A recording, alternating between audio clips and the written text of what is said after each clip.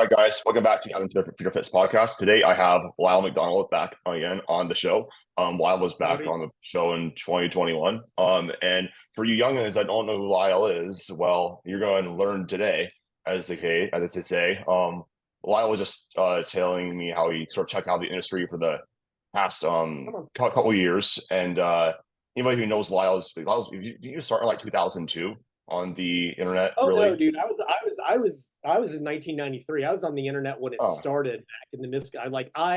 I've been around since it began and have watched okay. it, both the evolution and the de-evolution of the online fitness space.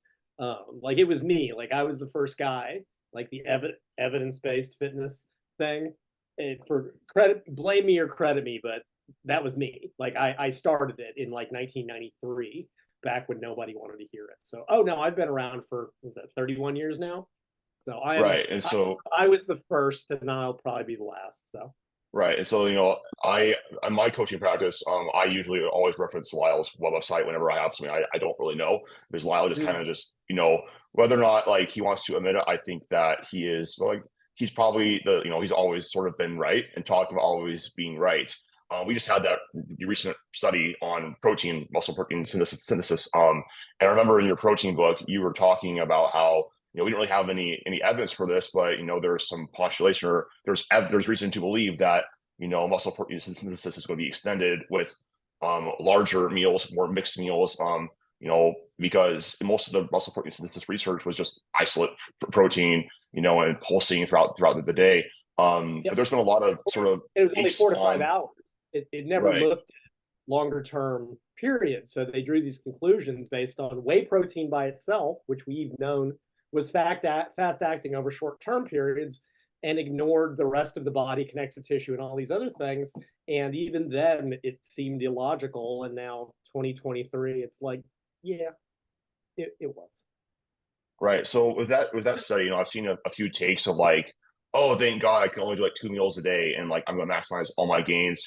I've seen Mhm. other people argue that like, well, we should still like do like the whole, 4 or 5 meals a day thing, just because of like signaling. Um, as far as like protein goes, and um, you know, like what's like the actual deal on it? Because I feel like, we keep getting these studies that come out and with like rates of gaining, and it's like, oh, we already knew that.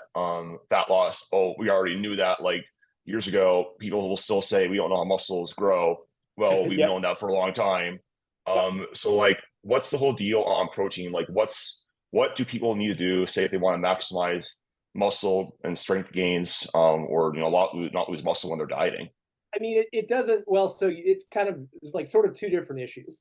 One is total intake, right? And that was sort of the thing. Like for the longest time, like the old value was 1 gram per pound and 30 grams per meal. And then that sort of got, dumped on in the 2000s whenever then there was a big thing about protein timing, how you spaced it out around training. And then in the 2000s and the early 2010s, the evidence-based people were like, timing is underrated. Total protein is really the key driver. And I don't necessarily disagree with that. Like there was, the whole thing about pre, during, post protein was probably a little bit overrated.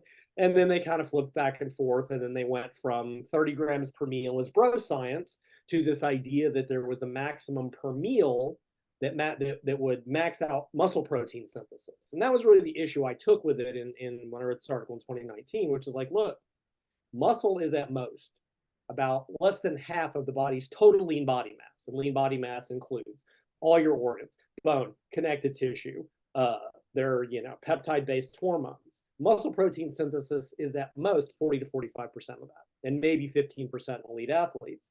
My point was, how is using that singular endpoint logical? It's saying that the other tissues in the body don't need protein. And that was kind of, not to mention that I'm like, look, we know connective tissues adapt to training. We know that there are and that was what I wrote in my book. We know that there are longer term adaptations to training that may need protein. And I was very careful in my language, which was, I can't say how much it is. However, it's not zero, right? Right? It has to be more than zero. So I had a real issue with that. And again, this was based on short-term studies using whey protein after usually relatively low volume training, like 4 sets of leg extension. And it's like, can we really extrapolate this to normal training volumes, whole food proteins? We've known for years what they call the food matrix. There are other nutrients in foods that impact how is using isolated whey. Like, I get it. It gives you control over the study, but is this valid to how people actually eat? So anyways, I've watched, and then so based on that, we went back to, well, maximum per meal, you should eat 20 to 30 grams per meal. So we are right back to the bro science, right? After decades of and 10 years of going, there's no upper limit and blah, blah, blah. And so, yeah, to a degree, it is total protein intake. But then it was still, well, we should still space it out. And that was based on a paper, you probably read it several years ago, that looked at like, let's say 4 protein feedings per day versus either 1 or 2, something like that. And you look back at it, and again, it used whey protein in isolation. Well, we've known since the Bori study, which was the early 2000s, whey digests very quickly. Casein takes hours. 30 grams of casein is still digesting like 6 hours later. How is this representative of the real world? And the answer is that it isn't. Then you have the people that were doing intermittent fasting, lean gains, the 1 meal a day thing. And we can always back argue, well, maybe it wasn't optimal for growth, but it wasn't hurting them, right? So clearly there were, and again, it's like, that's just kind of observational, but okay, look, if 2 meals per day or whatever, clustering it was really that much of a problem, why are these people seem to be doing all right? Like I said, you can always go, well, maybe they would have grown better, whatever. That's neither here nor there. So to a first approximation, total was important. People still thought that you should still spread it out. Then this paper comes out and says, well, actually, if you just ate it, for people listening to this, basically what they did, the short version, they had them, they created a radioactive protein. They radio labeled leucine. And it's funny, the paper even describes how they did it. They're like, we got a lactating Holstein cow and fed it they even described how they produced the radioactive milk. And then they had them do a very basic full body. It was like chest, back, legs. I mean, it wasn't huge volumes. And then they fed them either 25 grams or 100 grams of this radioactive protein. And the difference was they measured it for 12 hours. And they measured everything, right? Like, these studies are ungodly technical because they're having to measure leucine incorporation into tissues, like looking at the radioactivity. And they measured muscle protein synthesis, whole body protein breakdown. They did actually look at muscular signaling, what's called mTOR, the mammalian target of rapamycin, which I'm 99% sure I'm the first person who ever talked about that, like 20 years ago. And just a ton, amino acid oxidation, which is amino acids that are burned off for energy, because it was believed like, oh, if you eat more protein than you need, it'll be burned off. That was based on whey protein. When it hits the system too quickly, and it does with isolated whey that's not in a food matrix, or casein or whatever that is, just a ton of shit. And what they found was basically everything in the 100-gram level just was sustained. Oh, connective tissue protein synthesis, which I had written about 2021, saying, look, connective tissues like tendons and ligaments have the same resting protein synthesis as muscle. And we know that that increases with training. Oh, that sounds familiar. Anyway, they measured all this stuff, and what they showed was it was just that 100 grams sustained all of it. There was no drop off. There was no refractory period, that muscle full thing from a couple of decades ago. And more importantly, at the 12-hour mark, the protein was still digesting. So that 100 grams of protein was still being released into the system as amino acids and supporting all those tissues. It never went down. And that's 100 grams of milk protein. And again, in my protein book in 1998, I'd given some measured digestion values, and milk protein was like 6 to 8 grams per hour. So that's about right. Right. And again, that wasn't even with food. Like, put that in an actual meal. But again, that's a control thing. That's a scientific thing. So what that basically says is that, at least acutely, at least with one meal, 100 grams just keeps, and that now that explains the intermittent fasting stuff, right? If you're eating all your protein in the evening, like Martin used to recommend, like 80% of the calories post-workout, I think that's what it was, right? So you're eating, say, 150 grams of protein at 8 o'clock at night. that's still digesting and being released into the system. What's that? That's like at till 11 o'clock the next morning. Yeah. That 15 hours. So even if you break your fast at 4, you've only spent 5 hours without nutrients. That's actually less than a normal meal pattern. And this starts to explain why, at least to a first approximation, it kind of doesn't matter, right? In that video I did last week, I'm not recommending this, don't get me wrong, but I'm saying at least in premise, if you train first thing in the morning and you ate 240 grams of protein right afterwards, I mean, just an absolute, what is that? 2 pounds, like a kilogram of red meat or something. It would still be digesting 24 hours later. You would maintain an anabolic state for the next 24 hours.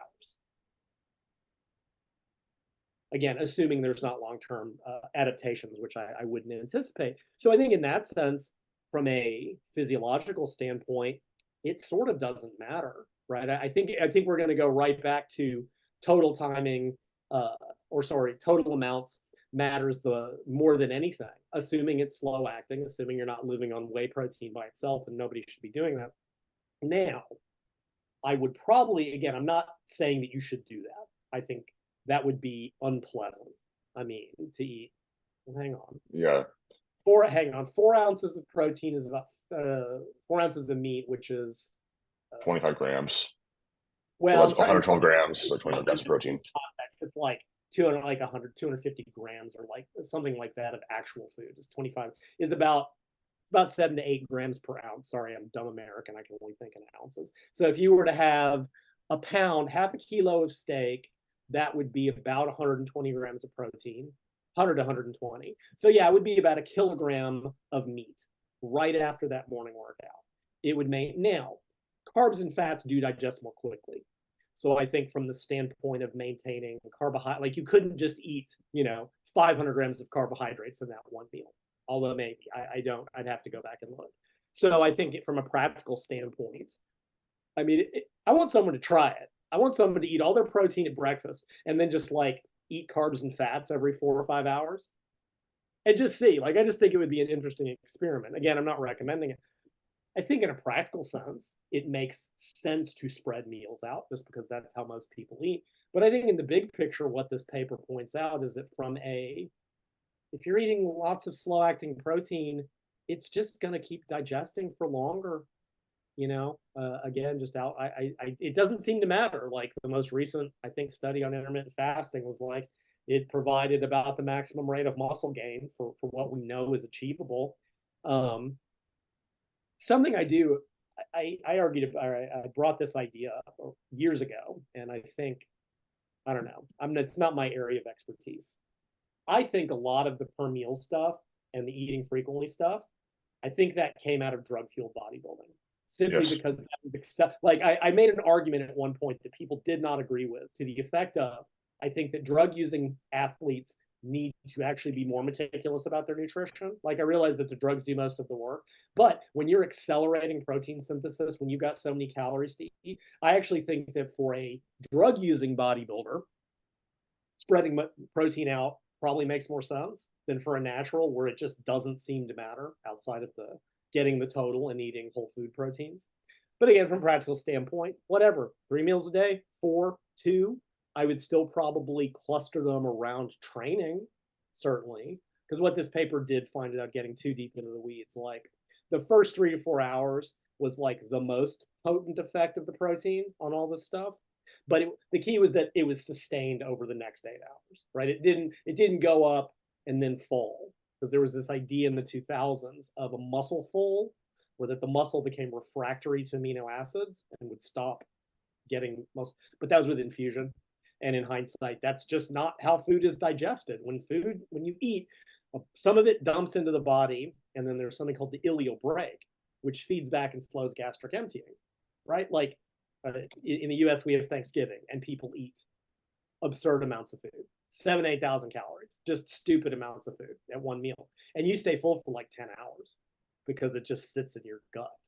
So I do think from a practical standpoint, for big ass drug using bodybuilders who are trying to eat, 10,000 calories a day, I think there are probably practical and physiological benefits to spreading it out. But for a natural, whatever.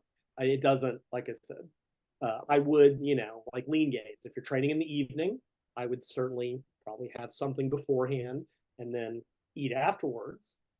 Train in the morning, just make sure and eat, I think that case, but if you eat a ton of protein at night, it will still be digesting all through the night into the next day, depending on how much you eat. So I just don't know that it matters outside of practical, like I said, and there's, I'm sure you eat a lot.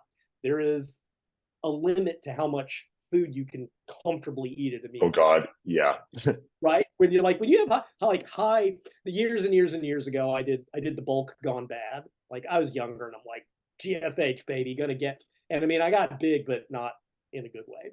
And I was just pounding food you get to the point you're like, I don't want to eat anymore. I'm just sick of eating. And these guys that are, these, big Ramey, these big 300-pound guys that are eating 10,000 calories a day, it's got to get exhausting. And I'm sure, I don't know if you've got any thoughts on that, and we'll talk about protein for dieting and move on. Yeah, well, from my practical standpoint, what you said about drug using bodybuilders, Yeah. I know for a fact that for example, if you're using certain drugs that are really sensitive with the insulin, or using like insulin, increasing insulin sensitivity in some way, shape, or form, if you don't eat enough, you're going to go hypo. That's an issue. I would also would argue that a part of recovery is that glycogen resynthesis, because we also know that muscles don't adapt, or strength doesn't adapt well if you don't have enough glycogen. That's why ketogenic bulking is not good, because again, it comes down to signaling at the cell. And from a practical standpoint, I'm eating 5,500 calories a day right now, trying to gain weight at 89, 88, 88 kilos, and it sucks. Trying to eat that much, it's you get tired of eating. You're as Broderick says, your asshole gets tired, which is very true. And I'm sure people listening to this who have, for most people, the issue is not overeating, and they hear this stuff and they're like, that sounds awesome to be like, no, you just it sucks. And because especially if you're not going to the buffet and eating crap, it gets exhausting after a while. Be like, oh my God, it's been 3.5 hours. Do I really have to eat again? So, and again, from a practical standpoint, like I said, let's say you ate all 2,000 calories at one meal. You are going to feel sick for the next 3 or 4 hours just from the sheer, like I said, Thanksgiving over here. You spend the next 8 hours just going, oh God, I'm gonna throw up. So that's actually an interesting point right there about that. From a performance standpoint too, because when we're bulking and trying to eat lots of food, if your GI is upset, you have gastrointestinal issues, you're not going to gain muscle. That's a huge part of it. I think people forget about that. No, I agree. Like I said, yes. So from a physiological standpoint, clearly it doesn't seem to matter. And again, this paper shows that, I was right the whole time in the sense of, using muscle protein synthesis to limit per meal it doesn't make any sense. And there are other tissues, like I said, connective tissue synthesis went up.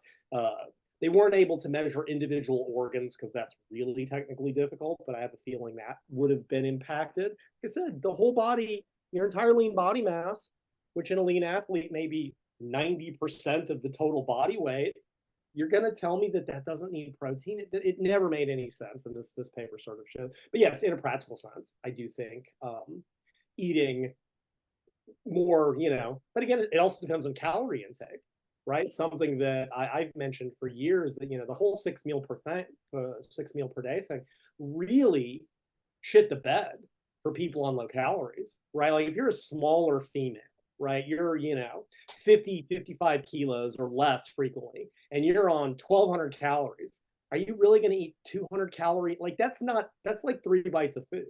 In that case, eating fewer meals made way more sense. Now, I do think I want to go back to the dieting thing, and then we can move on real quickly. So there's a very old paper that people love to cite on meal frequency and muscle loss, and it was in boxers. You probably never even heard of it because it doesn't get cited anymore. And basically they took boxers who were weight cutting, and they had one eat 6 meals per day and the other eat 2. And the 2 meal per day group lost muscle, and this gets cited endlessly. I looked for the paper for a decade because I'm a little nuts. I looked for the full paper, finally, at some obscure biomedical library, finally found it. And here's what they did. They took these boxers, and for control reasons, A, they used purely liquid proteins, which means they were fast digesting, and the 2 meal per day thing did morning and evening. So yeah, they were spending, and also the protein intake was inadequate. And that's the other thing. Like they were not near. So I'm like, yeah, of course they lost muscle because this was dumb, right? Like if you're on lower protein intakes, if you're on, you're lean and you're trying to do, 2 kilos per pound, which is way too low, and you're using only liquid proteins, and you have 50 grams first thing in the morning of, okay, that's digested in 5 or 6 hours. Yeah, you're going to spend a large part of the day without amino acids in the system. Of course, you're going to lose muscle. Okay, now give casein. Now give 50 grams of casein that's going to take 8 hours to digest. Now give food. Now give enough protein. But again, that, like I said, took me a decade to track down the paper.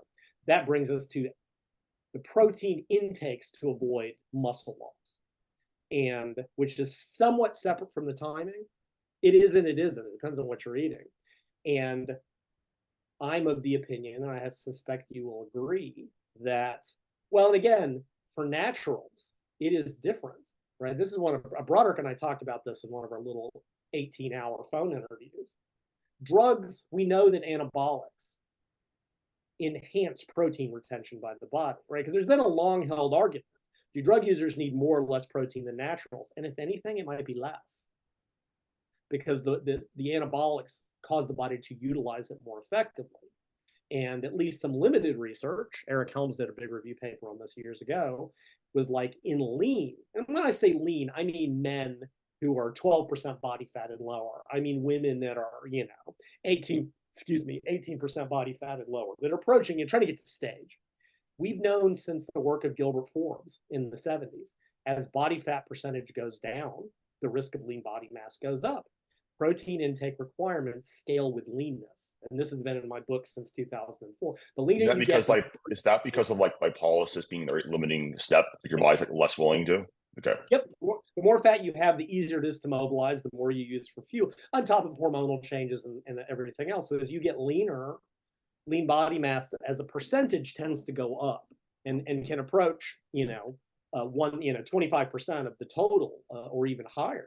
Now realize lean body mass also includes glycogen, water. That tends to get mistaken for muscle mass loss, but really get actual muscle mass loss. When the body is in a calorie deficit and is losing the ability to mobilize or utilize fat effectively, it needs more glucose. You're not consuming enough carbohydrates. Well, amino acids can be broken down to make carbs, right? Normally, the role of protein is mostly structural. It's to build tissue in the body, but it can be used for energy. Well, think about it. If under normal conditions at maintenance, you need a gram per pound, 2.2 grams per kilo, because it's not being used for energy. Well, you diet down and it's needing to use, say, 25% of your incoming protein for energy, well, that's 25% less for the other. So you need 25% more. These numbers are made up, and just for concept. And what Eric's paper showed was that in lean naturals, they need as much as 3.3 grams per kilo. That's 1.5 grams per pound, which if you look back at my protein book, is exactly the value I threw out, because it's hard getting things right. And that's what you see, right? You see in naturals who try to use the 1 gram per pound that the drug users were using. When they get super lean, they just hemorrhage muscle, because as you get below 10%, testosterone crashes, cortisol goes up, thyroid is down. When you're on drugs, you're replacing all that, and you continue to you stay anabolic. You need that much more protein to remain, to stave off muscle loss. Again, as you get leaner, right? If you're a male at 40% body fat, you need maybe 0.7 grams per pound, 1.5 grams per kilo. And as you get leaner, protein requirements just go up and up and up. It also ties in with, how big of a calorie deficit, what exercise you're doing, like sort of in that context. There's another idea that crash diets cause more muscle loss. And that does come from Gilbert Forbes' data. Like he was just one of those dudes for 30 years, wrote about body composition because he did all these numbers. And I mean, I've read his book because, of course I have, because I'm crazy too. And I went and pulled it and photocopied it from the library. But the problem was, when you look at that data, what you find is that the diets were stupid, right? Because when they were doing very low calorie diets, crash dieting, they give them like 400 calories a day, which is fine. But then they would only give them a 50% protein. Well, that's 200 calories from protein. That's 50 grams a day. Of course they lost muscle, but it wasn't due to the deficit. It wasn't due to the low calories or the rate of weight loss. It was due to the diet being stupid, right? As calories go down, the proportion of calories as protein has to go up. At 400 calories, it better be 100% protein, which, that was my rapid fat loss handbook. Just as a random note. So in the 70s, when all that was developing, they were like, low calorie diet was like 800 to 1200 calories. And they looked at very low calorie diets, 400 calories, half protein, and they found that they were losing muscle. And researchers spent years going, well, what if we put more carbs in? What if we put more fat in? What's the best nutrient to spare protein loss? And then some guy came along and was like, hey guys, what if we try more protein? Because, probably the best way to spare protein would be protein. Like, I know in hindsight, it's easy to laugh at this, but come on. And that developed into the protein sparing modified fast, where they gave the same low calories, but ensured 1.5 grams per kilo of protein, which is about 0.7 grams per pound. And voila, protein loss was spared because protein spares protein better than anything else spares protein. And again, that was what my rapid fat loss was, a modified version of that. For what I did is I took into account leanness and training, because the early ones were for people with severe obesity. At 50% body fat or 45% body fat, 1.5 grams per kilo is plenty. At 10% body fat for a male, you need about double. Yeah. So anyway, so that I'll get. So yeah, but again, I would be curious what your experiences, because I know you've had to diet down for powerlifting contests and all that stuff. Yeah. Like, do you find, or is 1 gram per pound, or about 2.2 grams per kilo, is that enough? Or do you No, I find that especially as I get more lean, like I'm always like, you see me, I'm always around like 8% body fat. And like when I dieted down, I was like probably like 6% body fat. But I will notice like the connective tissue thing becomes an issue, especially. I always notice I'm much more sore. Because like even like if drugs are in the picture, like it still doesn't save you from being that lean and having that amount of like tissue turnover. It's like my training volume was still very high. You still have to train very heavy. And for myself, like I noticed that like when I get to be that lean, it becomes a battle of just like maintaining my strength from that point. Because like if I go into a deficit, like I also find like it's just easier for me to eat more protein because I don't get as hungry. Because if I have like more carbs, like I tend to feel like more cravey. But even though I don't like food, like when you're dieting down, everybody likes eating. Whereas if I'm in a surplus, it's like I still keep my protein high, but there's like the more carbs are around. I think it just comes down to just like when we're talking about like dieting down, like how fast are you losing weight, how long have you been training for, how strong are you too? Like I've always found it funny that like we've never taken into account how strong are you, how much like weight are you actually moving. That requires more protein than normal. Like how much activity are you doing? Like are you walking a ton? Like are you doing cardio?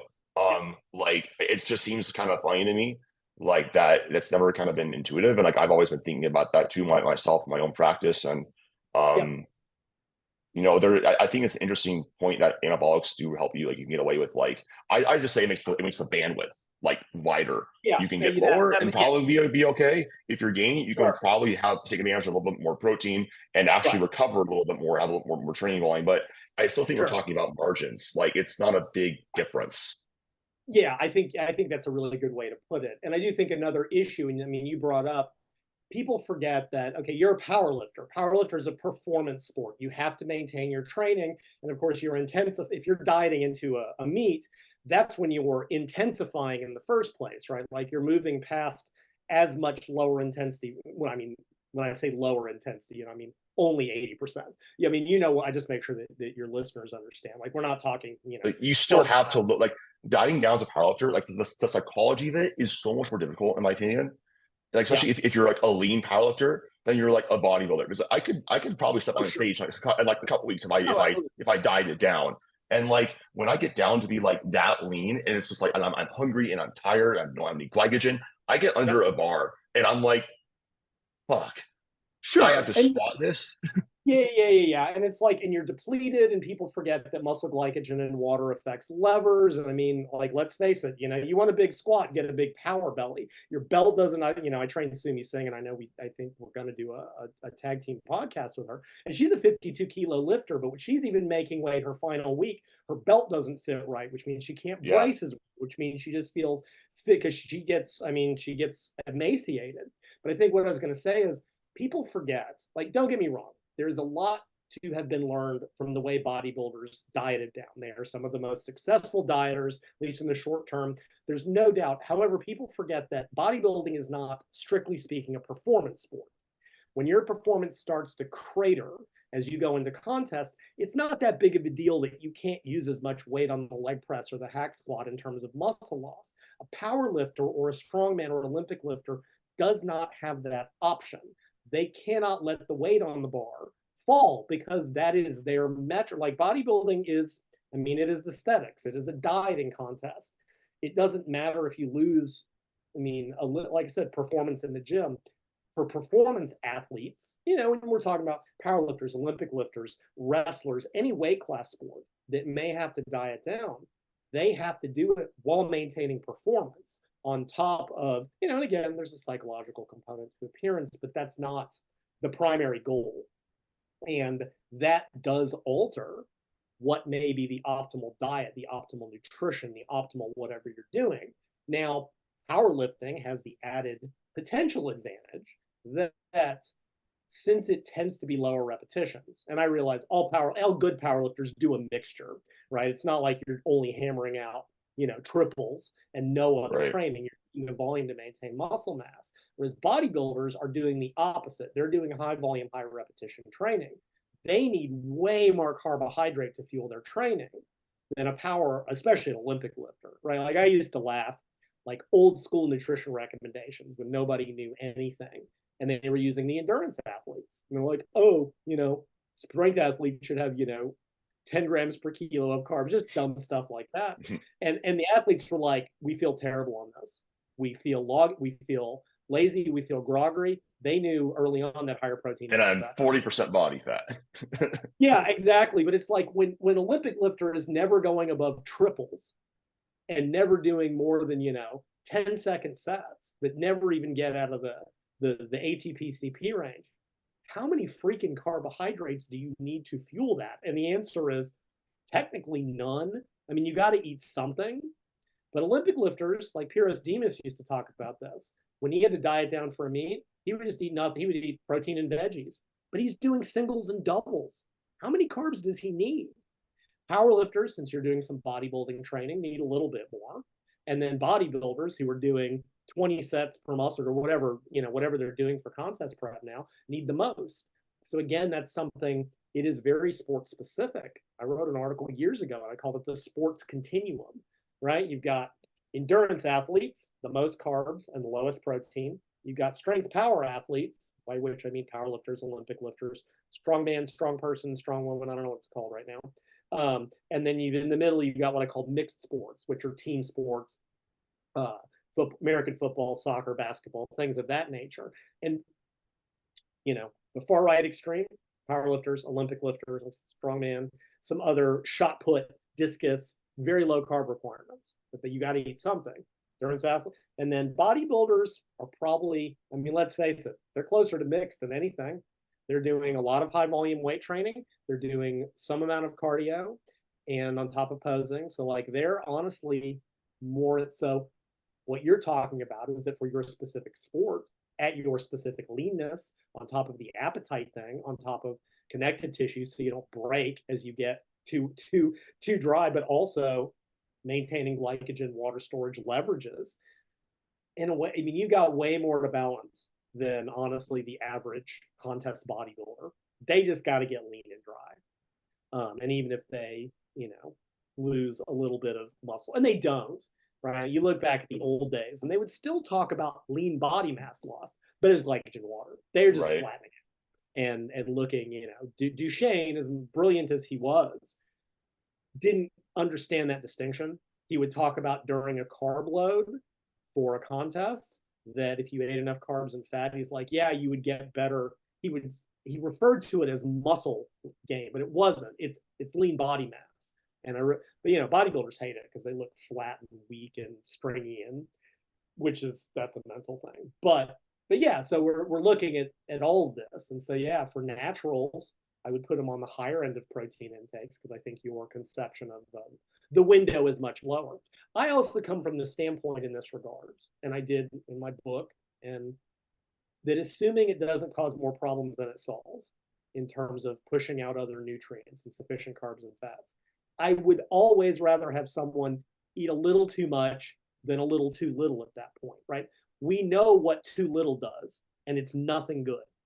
We know that having a little bit in excess, whatever the hell that means, I would always rather err on that side. And worst case scenario with that too, it gets like in terms of an expensive carbohydrate just because of gluconeogenesis. Sure. And that's absolutely, there's a cost thing, there's an availability thing, there's a taste thing, like smaller individuals who again have smaller absolute amounts, right? That's why we scale this not only to body weight, I scale it to lean body mass, right? Using total body weight never made a lot of sense. Mind you, in a lean athlete, right? If you're a male at 10%, the difference between total weight and lean body mass is 10%. If you're 40%, taking someone who's 350 pounds at 40% body fat and going a gram per pound, 2.2 grams per kilo when they weigh 140 kilos, that's just dumb. What you're going to give them more protein than a lean, like you're going to give them 350 grams of protein? No, you said it's a lean body mass because that makes way more sense. So smaller females and smaller males, they may not have a lot of calories to work with. If protein gets excessive at that point, they may run out of room in their diet to get enough. But then again, that's why for those you start to introduce maintenance days and higher carbohydrate days, what I used to call refeeds and things, to refill glycogen to get through the training. But again, bodybuilding, it's not a performance sport. So one thing on that I wonder, Lyle, is so say if you have somebody who's really small, they don't have they're 60 kilos or something like that. You mentioned, what if you increase their activity levels? Obviously, it's increasing energy, sure, expenditure to increase like intake, because like I have seen in practicality, like if I get something close to like 15K steps a day, like, and I've argued that's also why Sumi is still really good at what she does because she gets 20K steps a day, which is a lot of moving, and that probably helps her recover a little bit better because of more carbs and vitamins and minerals. Absolutely. When you're smaller, right? This was so in the 2000s, right? Because again, the way to diet was that you would do 2 hours of cardio per day, and everyone, again, the evidence-based fitness pros or whatever. Well, first we had the thing where cardio made you fat, and because the interval training craze, which was just some of the dumbest crap ever. Like, yeah, 30 years of bodybuilders got lean, and now you're going to tell people that low intensity cardio, whatever. The 2000s were. It's been dumb for decades. Anyway, and then people go like, no, you should never do that. And I'm like, well, you shouldn't start there, right? Like, don't jump straight into 2 hours. But I made the point. I'm like, what if you are a 50 kilo female, or even a 60, or if you are a 60 kilo male, you're at the very low end. Your calories can only go so low to maintain a deficit, right? Like, okay, now you're on 1,500 calories. Now you're on 1,200. How far do you go? At some point, you have to increase activity. And again, you don't start at 2 hours, but if you're a 50 kilo female trying to get contest lean, at the very end, you may very well end up there because you got to maintain the deficit. And you can, because where a lot of that comes from, larger males, yeah, if you're a 90 kilo male, you got 3,000 calories, you got 2,500 calories to play with. At 1,800, it may suck, but you're still in a deficit. And they forget not everybody is a 85 kilo lifter doing high volumes of training. So yeah, but even increasing step count is a really good way to increase maintenance without a lot of stress to the body, without cutting into recovery, without being as god-awful boring as walking on the treadmill every morning. And I did it back in the day, and it's awful. Where, every 2,500 steps is about a mile, which is 1 kilometer and change. Every 20, it's about 100 calories burned, depending on step length and body. It's in that range. So if you bump your step count up by 15,000 or 10,000 steps, that's an extra 400 calories per day that you can now add to your food intake. And that extra 100 grams of carbs, or whatever mixture of carbs and fats, may be the difference between eating enough, maintaining performance, and just not cracking. So absolutely. And that's where in the modern era, even if you avoid decreases in step count, that alone is critical on a diet, because frequently you're just tired all the time. And I think that's where the trackers really come into play, because you got the data, right? You're like, okay, I see that it may have to be a little bit forced, but absolutely you can increase your activity. Because again, you get to a point, right? We know that, right? Here's maintenance, here's calorie intake. You can, to create a deficit, you can either increase activity, and there's the deficit, or you can decrease food intake. Well, once you're at the point where your food intake can't go any lower, realistically, you have to do that. Or, I mean, you could do that initially, right? If you're at maintenance and your step count is 5,000, if you were to bump that by 10,000 steps a day, which is a lot, right? There's a 400 calorie deficit without your food intake changing. And then and what's interesting, if you look back into back in the day, the way experienced dieters, bodybuilders would get lean, they didn't really track. I mean, a lot of this was they had done it enough time. And what you'd see them doing is they would start their prep, and about every 2 weeks, they would reduce, they would replace a starch serving, which is about 100 calories, with vegetables, and they would add 10 minutes a day to their cardio. And intuitively, they had figured out, well, as I get leaner, I need to maintain my deficit, I need to change it by about 150, 200 calories per day every 2 weeks. And that's about right. So they would do that now they were doing it again. We didn't know about meat. They would just get on the treadmill and stay longer on the treadmill. But whatever, the net effect is the same. And you could conceivably bump your cardio double and keep your food intake the same. But they would just kind of, ratchet it down, rather than diving into it. And they didn't get into the problems. Again, don't jump into 2 hours of aerobics every day. It's a very big stress to the body if you're not used to doing it. Bring it in, raise it gradually, so you keep things moving. So yeah, but absolutely, I think that's it. And again, for a performance activity, you need enough carbs, you need enough fuel to maintain glycogen, water, etc. You can only cut your food so far until you just run out and you're hungry all the time. And increasing activity, if it can be done. There's also some, just as a side note, and then we need to, if we're going to talk about anything else, we got about 15 more minutes, is every once in a while, and I'm not saying this is in lean individuals, you find someone who is doing everything right? They are in a deficit and they're not mistracking, they're not doing any of that, and nothing is happening. It's rare, but you hear it. I've done a couple of consults with a guy, he does sort of a women's coaching group, and he contacts me. He's like, I got these 4 hard cases. They're doing everything right. I believe their food, nothing is happening. And I looked at it.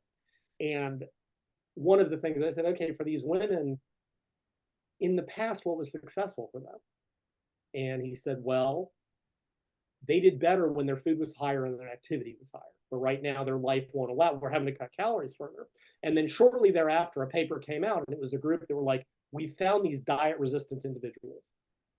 And we've known that. People show a great deal of variability in how, even on the exact, you lock them in a hospital and and some people lose more than one. Some people see bigger drops in metabolic rate. There is high individual variation, and some people are what are called diet resistant. And this group took a batch of women that were, one that was diet responsive and one that was diet resistant. And they had them do an aerobic training program. And what they found was that the diet resistant women got an aerobic adaptation in terms of aerobic enzymes and mitochondrial function, whereas the diet sensitive woman didn't. And what that tells me is that in some cases, there is a dysfunction in that system that is involved in converting, fuel to energy. And if that's limited, it may very well be that the body goes, well, we can't get enough energy, so we're just going to shut things down further. And that seems to scan with what this coach was telling me, that yeah, in these hard cases, they did better with more. And so there is, as much as we like to say only the deficit matters, and the deficit is always primary, I do think there are individual differences in who may do better with less activity and more and fewer calories versus the opposite. For some people, I do think that and again, this was in women with overweight. We know that there can be, due to insulin resistance. Oh, absolutely. We know that there can already be a dysfunction there that may be genetic, that predisposes them towards the weight gain.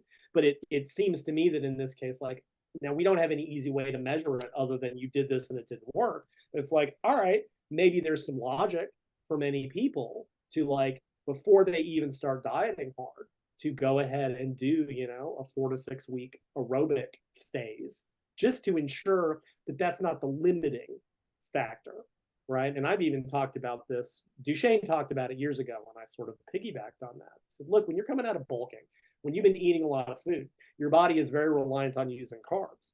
And a lot of those fat burning pathways have downregulated, which means that your body will initially be poorer at converting fat to energy. Well, if it can't convert fat to energy, it's going to go looking for something else, which means carbs first and then amino acids. So when I've written about back in the day, they did transition phases. Bodybuilders would spend 2 weeks, cleaning up their diet, which meant changing their drugs and taking the crap out. I mean, let's face it, that's where that came from. But and they would start bringing in cardio gradually. And I think, again, whether they knew it or not, that was having the effect of, like, all right, if you have not been doing any cardio, the worst thing you can do is jump into a high volume of it, because that will absolutely cause you to cause some negative adaptations. Bring it in 20 minutes 3 times a week. Start to ramp it up for a couple of weeks to get those pathways, working again before you really start cutting calories. So I do think that, this all, in going back to your original question, for some people, absolutely. I think rather than cutting calories further, it would be better to increase activity. In your case, and in the performance athlete's case, it's more to allow enough actual food intake to support training, which is a carb thing, which can get pushed out if protein is super high, which is probably important to avoid other problems. That's the only way to do it. I mean, yeah, you can do, high carb days and, again, what I used to call refeeds and stuff, where, you jam in carbs, but that can become its own problem in that some people lose food control. It is a day lost of dieting, which when you're on the bubble, when you've got a very specific date that you gotta, and for anyone who's got, like, you're like, all right, I gotta meet April 12th. If I don't make weight, I lose, right? It's not for the average person who's like, I need to get in shape whenever. For a bodybuilder, for a power lifter, for a weight class athlete, if you are not where you need to be on this Saturday at 8 a.m., you're screwed. So you frequently have to avoid some of those, flexible strategies, simply because you can't get behind. So you run into all of these conflicting is the wrong word, but competing requirements to maintain the deficit, to maintain protein intakes, to keep fuel high enough to not get behind, in which case you might have to do even more extreme things, which gets you, again, for bodybuilders, whatever. You get behind, you do a 2-week rapid fat loss, and you get back on schedule, because performance doesn't matter. Performance athletes don't have that. So you've got a lot of competing variables, which is a long way of answering that. Yeah, for naturals especially, and even in some cases, I would always err on the side of too much protein than too little. It won't hurt, might help. And I mean, for performance athlete, even for being on stage, every little bit matters at the highest levels. Like, if you're an amateur bodybuilder where everyone's going to look terrible anyway, who cares, right? But when you're an elite athlete, the 1% matters. At the level of competition we're at now, in high-level bodybuilding and high-level powerlifting, where first and last is determined by percentages or half of a percentage, it matters. Which is mostly who makes the most attempts or not. in Well, in powerlifting. powerlifting, yeah, right. Like that's a whole separate thing. But it's like if your strength has dropped by 0.5% on meet day because you lost a little bit of muscle, that again for the average person, yeah, it's the difference between benching, 100 kilos and 102.5. It doesn't matter. But when you're up against the top guys in your weight class and you're looking at, 2.5, 5 kilos, 10 kilos might determine first and third, or first and last. I mean, in some sports, God, in ice speed skating that I did an analysis once, the difference in first and 40th place is something like 1%. It is tenths of a second. It is 1 second. Like in track cycling, which is the most absurd sport in the world, Chris Hoy once went to try to set a kilometer world record at this high altitude uh, velodrome in La Paz, Bolivia. He missed the all-time world record by 5 thousandths, 0.005 seconds. That is a bump on his tire. That is one extra. That is 0.001% extra force on the pedals. That is elite competition, and losing half a kilo of muscle because you didn't want to keep protein higher than you were told. That can be the difference. Absolutely, that can be the difference. Again, the average person, but it still never hurts. I mean, in my opinion, I'd rather be, when I set protein requirements or intakes in my book, I'm always like, this is a minimum. You can go higher, you just can't go lower. Because otherwise, people do exactly that. Right. And one of the things that, you tried to talk about, with the activity and like the metabolic syndrome, like I've 100% observed that in some of my clients who have kind of me who are a little bit fatter, or having like some issues with really like losing body fat or getting things moving on the scale, even though their calories are so low. That Sure. screams to me, oh, there's something wrong with, your hormones, your ability to actually mobilize fuel. And in those Right. cases, like obviously long term, yes, we need to lose body fat. In the short term, though, what's the easiest way to do that? Outside of drugs and whatever, let's do some more cardio. Let's do some more activity. Let's actually, signal to your body, higher GLUT4 activation, whatever. Because like I can lose fat like no issue, and whatever. Because I do cardio all the time.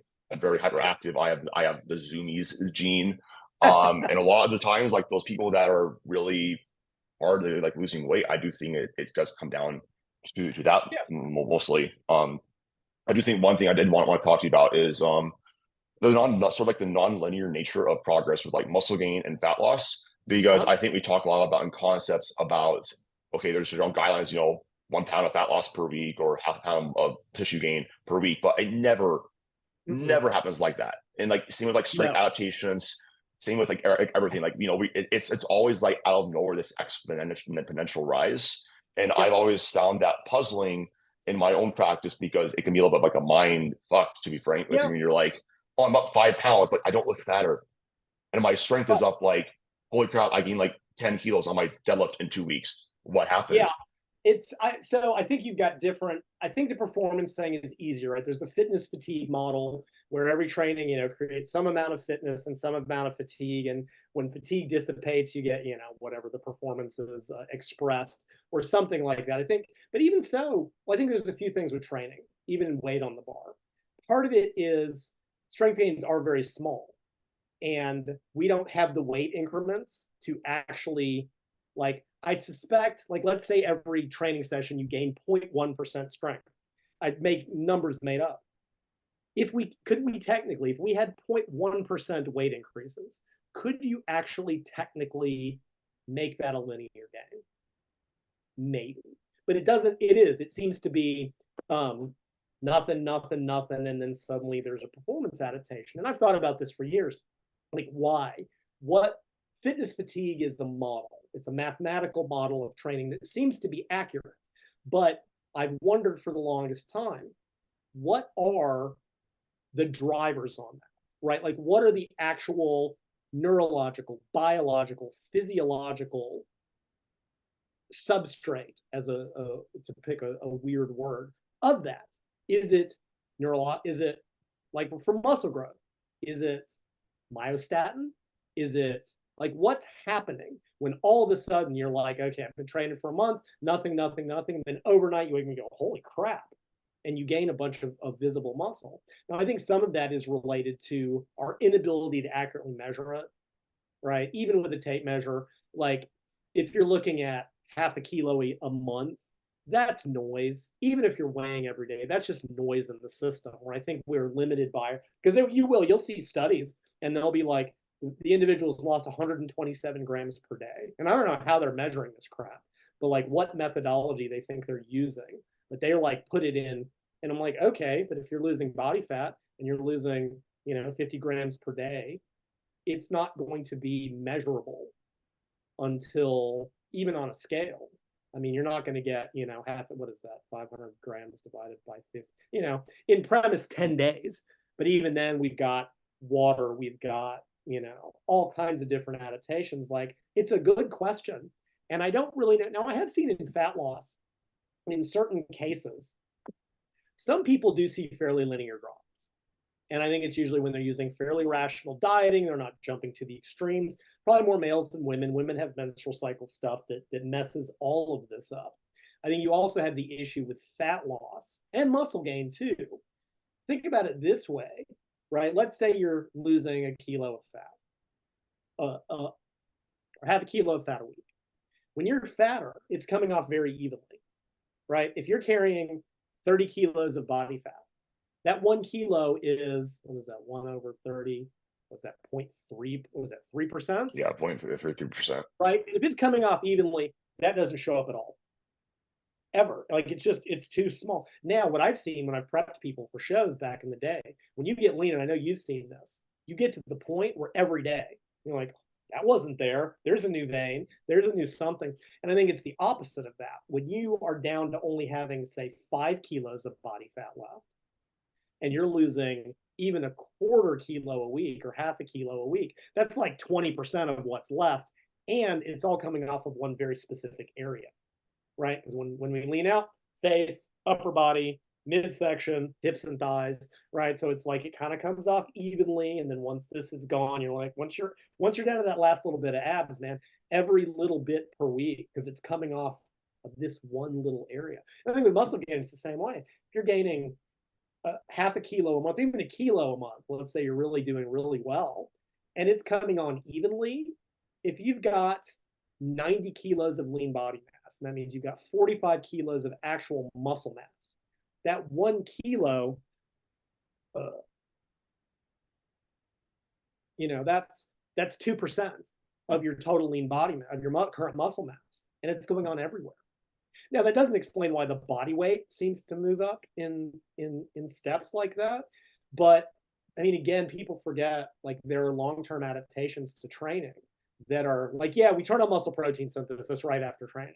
When you look at the absolute numbers, it's like 0.01% increase in muscle. Like, it's just microscopic in absolute amounts. It's milligrams. But we know that there's other adaptations to adding that actual skeletal muscle in terms of connective tissue and titin and all those things that are involved in glycogen and water. It's not like, oh, you train and you're bigger now. All that has to adapt. And I have a feeling it's at whatever point those adaptations catch up.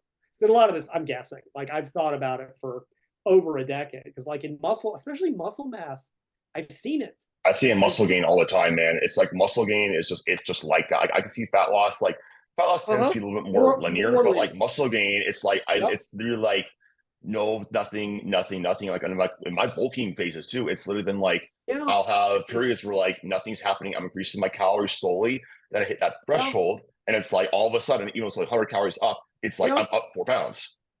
Yeah, and I don't, like I said, I've thought about it for a really long time. I've seen it, and then we'll wrap up with like people do specialization cycles at the advanced level, and basically you just hammer 2 muscle groups for 6 weeks. Like, you just beat on them, and then when they cut the volume on that over the next 2 weeks, the muscle groups keep getting bigger. Now, it could be glycogen, it could be water. I call it the long-term delayed growth effect, which is kind of a joke based on the old Russian stuff. But something is going on. Right, there is some delayed effect, whether, again, it could be myostatin, it could be just the body finishing those out? I don't know, but it's a really, really good question. I think one thing is that thinking about my experience, I typically chronically undereat. And I think that for lots of times we think about long-term adaptations to training. I feel like a reason why in myself, a lot of times, and a lot of my more skinny people I do train who chronically undereat, you get them actually eating enough. And they've been training all this time. They've had months of training and months of adaptation. They've gotten stronger. They start eating enough. And all of a sudden, the body's like, kaboom. Like one of my favorite powerlifters, Charlie Dixon, he's moving up from the 83 kilo class to 93 kilo class. He said when he started eating enough, like 250 calorie surplus, within a month, he went from 195 to 197 to 200 to 202. Yeah. And he was restricting himself for a long time. Yeah, the only thing I can guess I had is you see this, the hard gainers, and I know we need to wrap up because you've got something else to do. I just want to cover this quickly and we can finish up. Is, frequently you do see metabolic rates, neat predominantly, sort of scaling with calorie intakes, right? In the, people start moving around more. They get, as you put it, the zoomies, and they fidget around and stuff like that. So they are in what should be a surplus, but they're not, because things are tracking up and up and up with them. And I just wonder, there's probably an upper limit to that. And yes. I've known skinny ass people, and they're even with like step count, man, like past like 20K, like myself, I've periods like I'm very extreme, like I've gotten more than that, and like it's not much more calories burned. Whether it's even just like the time of just the amount of time you're awake during the day. And I do wonder, my mentor was like that. He was like 80 kilos or so, and he's like, he had to eat like 4,000 or 5,000 calories to gain weight, and he was, the classic hard gainer. And I suspect that what's happening in some people is like, all right, they go up 100 calories, and their metabolic rate goes boop, boop, boop, and then this flattens out, and finally, again, I'm speculating, but I don't see any other logical reason for it, other than at some point those increases in NEAT and fidgeting have to hit a plateau, at which point you are finally in that quote unquote surplus. Totally agree. That's my guess. And it just is the final point. It is interesting. Something Duchesne mentioned, I know Broderick has talked about, it seems to be the same thing with anabolics. Duchesne commented on that years ago. He's like, when you increase drugs within a range, you just don't see anything. And then you cross this point and boom. Yeah. He had no reason for the mechanism of it. I don't know if it's a receptor thing, stimulation thing, no clue. It's not my area. Broderick didn't know either, other than you go from 200 to 400 milligrams, nothing. You go from 400 to 600, nothing. You go from 600 to 800, holy shit. Like there's just, or whatever the numbers are, there seems to be these punctuated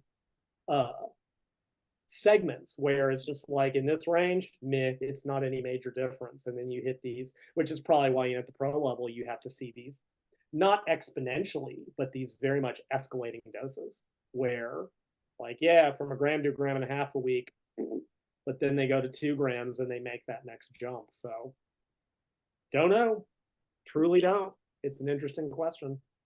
I wish I could figure it out. Well, maybe we'll know one day. But Lyle, I want to thank you so much for coming on. We'll definitely have to do this like sometime again. Obviously, we mentioned Sumi. That'll come on probably Marchish. Yeah, we've done training powerlifting career and stuff. Exactly. So yeah, thank you again for coming on. If people want to find you, bother you, buy your books, where's the head? So I've got a very active still Facebook group called bodyrecomposition.com. I'm in there. I got lots of smart people with expertise in different fields. My store.bodyrecomposition.com. All my old articles, bodyrecomposition.com. You see a trend there. I do have an Instagram, McDonald at McDonald Lyle. I don't really update it very much. Ooh, I need to follow you. I have started putting up some ranty, obnoxious videos on my YouTube channel again. We'll see if that continues. My Instagram is mainly dad jokes and dogs when I'm not just poking holes at the tragic fitness industry. And you can always email me admin or questions at bodyrecomposition.com. I may start doing a Q&A. But mainly, best place to find me regularly is on Facebook. Cool. Well, make sure I include all those details in the show notes. Thank you guys for listening. Yeah, thanks, Adam.